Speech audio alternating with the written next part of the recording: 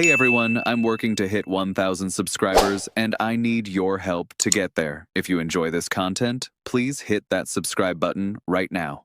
All signs are pointing in one direction now, and it's becoming impossible to ignore. The rumors aren't just simmering anymore. They're beginning to boil, clustering around one particular Blue Jays player like moths to a floodlight. In an offseason that has already been strange, tense, and quietly dramatic, this feels like the moment where something finally gives. One name keeps resurfacing, whispered between reports and half-confirmed articles, and today we're breaking down why this trade makes almost too much sense for Toronto to ignore. Before we dive in, let me just pause for a second, because moments like this don't happen without you. The support on the Blue Jays report has been unbelievable, and especially around the holidays, it genuinely means the world. So if you enjoy this kind of deep dive breakdown, do me a favor and like the video, share it with a fellow Jays fan, and subscribe to the Blue Jays report. Right, let's get into it. A new article dropped recently, and it shone a spotlight on a Blue Jays trade chip that nobody seems to be talking about loudly enough: Joey Loperfido. Not a headline name, not a superstar, but sometimes the most important pieces are the ones hiding in plain sight. The article laid it out plainly. Loperfido was excellent in AAA, showed real all-around ability, and proved he can hit, field, and contribute across multiple facets of the game. The problem isn't talent, the problem is space. Toronto simply doesn't have a clear role for him. And in baseball, uncertainty is often the first step towards a trade. This ties directly back to what Ken Rosenthal reported earlier, when he suggested the Jays could look to add a reliever by moving one of their surplus outfielders. Names like Nathan Lucas, Miles Straw, and Loperfido were all mentioned, but let's be honest, Miles Straw isn't going anywhere. John Schneider values him too much as a defensive specialist.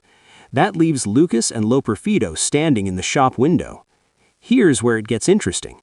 Loperfido isn't a young prospect who can be stashed away and developed slowly.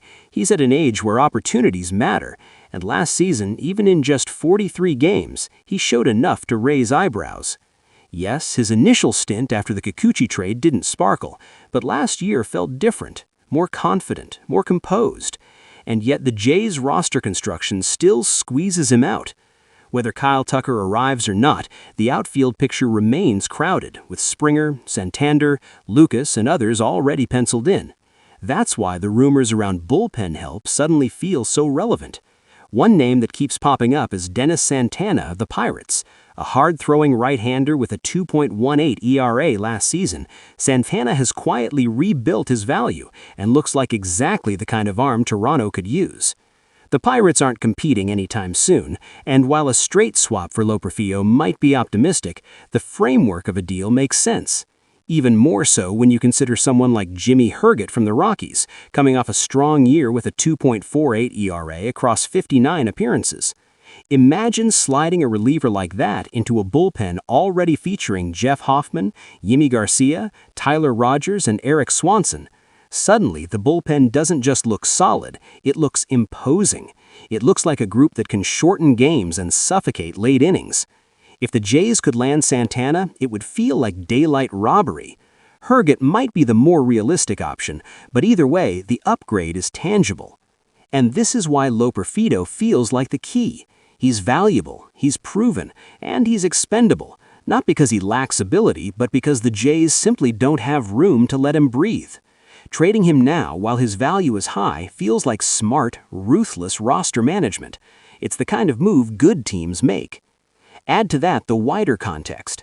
The Yankees are reportedly prioritizing Cody Bellinger and may be out on other big names. Any offseason where New York fails to significantly improve is good news for Toronto. The AL East is brutal enough as it is. Every rival that stands still makes the path slightly clearer. So now the tension builds. Do the Jays pull the trigger? Do they cash in on Loperfido's momentum and turn surplus into strength? The next few days could answer that question. Whatever happens, the Blue Jays report will be right here, tracking every rumor, every move, and every twist.